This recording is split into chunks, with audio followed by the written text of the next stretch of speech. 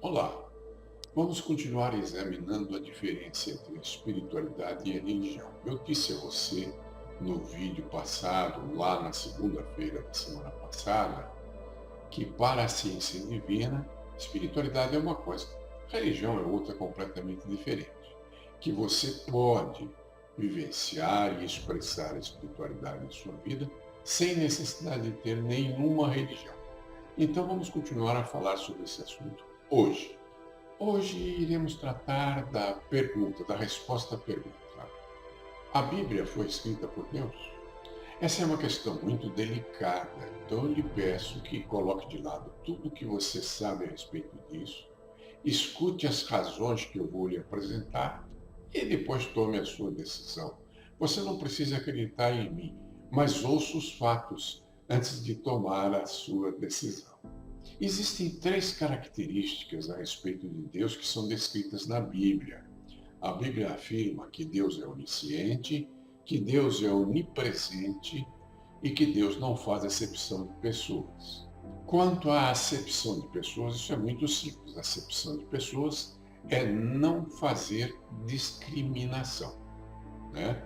Então todos são tratados iguais, não existem minorias, não existem raças, ninguém é inferior a ninguém, ninguém é superior a ninguém. Então é assim que a Bíblia descreve que Deus age.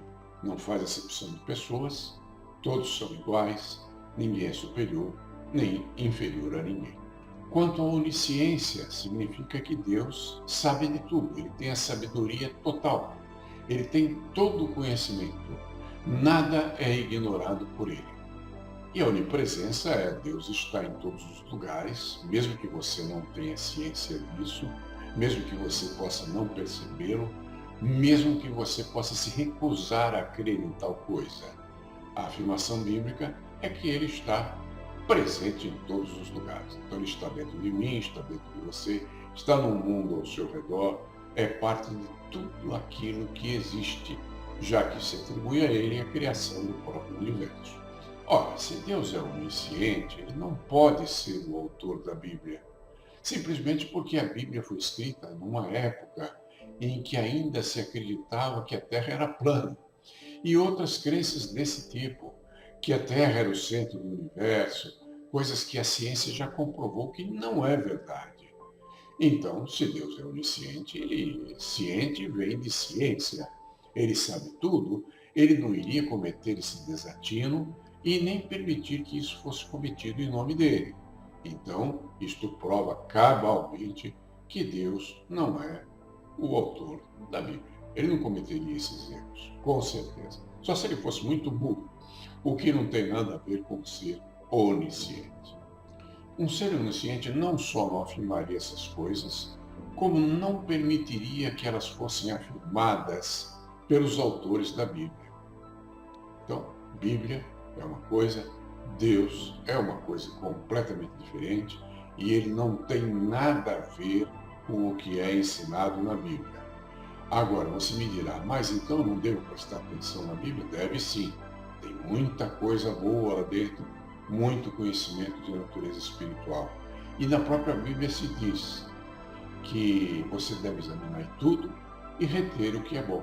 Examinar tudo é examinar tudo em qualquer lugar, em qualquer livro, em qualquer religião, em qualquer tipo de crença. E tirar o que é bom dessas coisas, o que não for bom. Alige, jogue fora. Não pense mais nisso. Mas dê oportunidade de que o que é bom venha até você examinando tudo o que existe neste universo.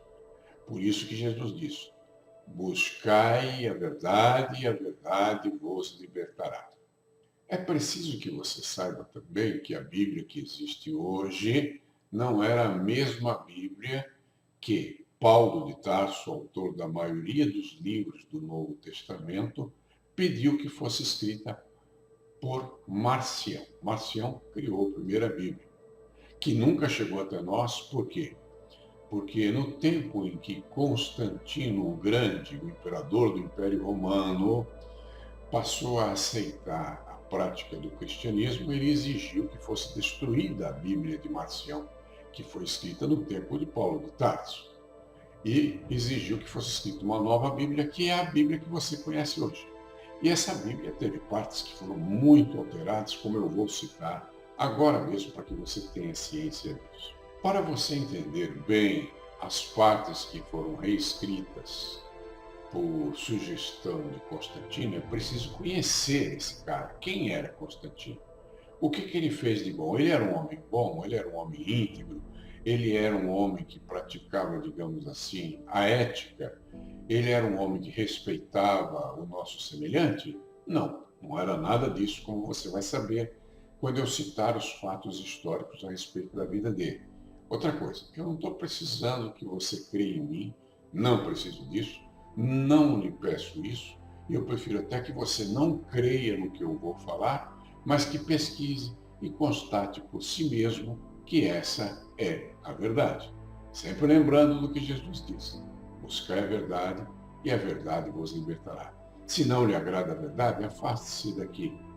Estes vídeos que a nossa igreja oferece são oferecidos às pessoas que buscam a verdade. Quem não gosta da verdade não deve assistir estes vídeos, porque estes vídeos tratam da verdade e não das superstições, da religiosidade e daquilo que é imposto às pessoas que aceitam esses tipos de crenças distorcidas. Constantino não possuía nenhuma qualidade que nos levasse a crer que ele fosse um homem bom, que ele fosse um homem ético e que ele pensasse no bem dos nossos semelhantes. Pelo contrário, as atitudes dele, os atos que ele fez durante a vida, e você pode conferir isso recorrendo aos livros que tratam da história do tempo dele, comprovam que ele era exatamente o oposto disso tudo. E ele só favoreceu o cristianismo dentro do Império Romano, porque sairia muito caro continuar lutando contra o cristianismo que estava crescendo cada vez mais. Interessava para ele que o cristianismo se amoldasse às necessidades do Império Romano, o que sairia muito mais barato e seria muito mais conveniente politicamente. Se não crê, procure pesquisar e você vai descobrir isso. Como Constantino era tremendamente ambicioso, para que ele pudesse ter o título de Augusto, que era um título dado aos imperadores romanos, ele se casou com a filha de Maximiano. Agora, adivinha que idade tinha essa menina? 7 anos de idade. Veja se isso é algo que um adulto possa fazer. O Império Romano estava dividido na época dele entre o Império Romano do Ocidente e o Império Romano do Oriente. Ele foi o herdeiro do Império Romano do Ocidente. E o Império Romano do Oriente estava dividido entre duas pessoas. Só que o Império Romano do Ocidente, em que ele também era o imperador, ele não era o único imperador. Havia uma outra pessoa que dividia o poder com ele. Essa outra pessoa era Magêncio, filho de Maximiano. E, portanto, se dividia o poder com ele, isso não interessava a ele precisava acabar com o Magêncio. Fez isso, guerreando contra ele, vencendo, e ele acabou por morrer afogado num rio. E aí ele dominou todo o Império Romano do Ocidente. Mas como ele era um homem muito ambicioso, interessava a ele dominar todo o Império Romano. E para isso ele tinha que disputar o Império Romano do Oriente com outras duas pessoas que eram as herdeiras desse império. O Império Romano do Oriente estava sob o domínio de Maximínio e Licínio. Bom, para vencê-los, ele usou de um subterfúgio muito interessante. Ele se aproximou de Licínio e ofereceu a irmã dele em casamento para Licínio. Com isso, ele teve uma proximidade maior com Licínio e acabou incentivando Licínio a lutar contra Maximino. Licínio venceu Maximino e, meses depois, Maximino veio a falecer.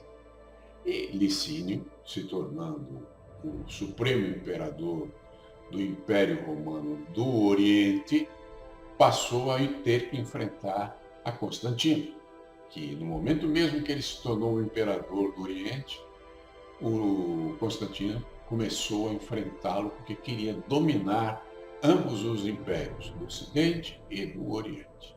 Em 324 d.C., em uma determinada batalha, Constantino venceu o exército de Licínio. E Licínio, sendo casado com a irmã de Constantino, pediu à irmã que intercedesse junto ao seu irmão para que ele não fosse morto. E Constantino, é claro, prometeu à sua irmã que nunca mataria Licínio. Só que alguns meses depois ele mandou matar Licínio e fim de papo. Ele se tornou o imperador absoluto do Império Romano, tanto do Império Romano Ocidental quanto do Império Romano Oriental. Para você conhecer um pouco mais sobre a personalidade de Constantino, é preciso conhecer alguns fatos sobre a vida dele. Por exemplo, ele mandou assassinar o próprio filho. E não era o pior dos filhos dele, dos filhos que ele teve, esse era o filho que ele mais gostava. Mandou assassinar esse filho. Mandou matar a sua esposa Fausta, 2 atos que ele fez durante a vida dele. E mandou também matar o seu sogro, que era o pai de Fausta. E ele não se atinha apenas a fazer essas atrocidades com a própria família. Ele não gostava de mulheres fofoqueiras. Então diz a história que ele criou um suplício para a mulher fofoqueira. Quando uma mulher era acusada de fofocas, ele mandava ela beber chumbo líquido. Você já pensou? Era a morte certa. E uma morte terrível. Esse era o homem que reescreveu a Bíblia depois dele acabar com a Bíblia de Marcião, que era amigo de Paulo de Tarso, autor dos maiores e mais impactantes livros do Novo Testamento. Como a esposa de Constantino era sacerdotisa do deus Mitra, que era uma espécie de deus Sol dos antigos romanos, ele exigiu que certas modificações fossem feitas na vida de Jesus. Por exemplo, esse deus Mitra teria nascido no dia 25 de dezembro. Então ele obrigou a constar da nova Bíblia que Jesus teria nascido no dia 25 de dezembro. Isso era altamente improvável, porque a Bíblia diz que Jesus nasceu quando estava acontecendo um recenseamento. Sabendo-se que no dia 25 de dezembro, lá no hemisfério norte, neva, é frio, é inverno absoluto, ninguém iria organizar um recenseamento no inverno. É óbvio que Cristo não nasceu no dia 25 de dezembro, mas essa data nos foi imposta por Constantino, já que era o dia do nascimento de Mitra, que era o supremo deus da religião em que sua esposa era sacerdotisa. Outra coisa interessante, o dia sagrado de Mitra era o domingo, que era chamado Dominus Dei. Ele retirou então aquele ensinamento bíblico que dizia que deveríamos guardar o sábado e disse que o dia a ser guardado seria o domingo, que era o dia de Mitra. E com isso ele estava agradando a grande parte dos membros do Império Romano que eram pagãos e que se dedicavam a Mitra. Então ele agradava a gregos e troianos, né?